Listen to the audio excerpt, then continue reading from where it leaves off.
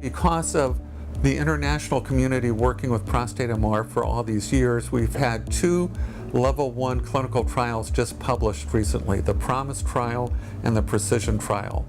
Both of these studies were international studies enrolling over 600 men in a randomized clinical control study where they took men who were biopsy naive, in other words, never had a biopsy. One arm went to MR, and the MR guided their management. The other arm went to the standard of care, which was hope and poke, where the urologist would blindly stick in needles.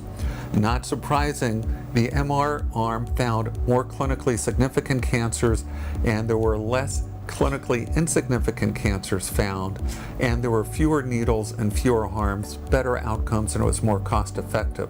So it's a trifecta of positive clinical data that we can now focus on and encourage men to get screened with PSA if it's elevated or a high clinical level of suspicion, to go on and do MR. So when it works great, but we've been taught not to oversell and underdeliver.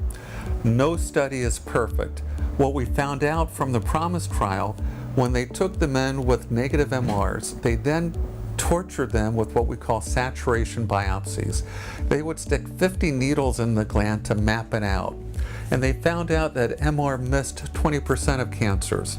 Only a small number of them were clinically significant, but were not perfect. There is a 15% error rate with prostate MR. But we shouldn't let the search for perfection interfere with the good.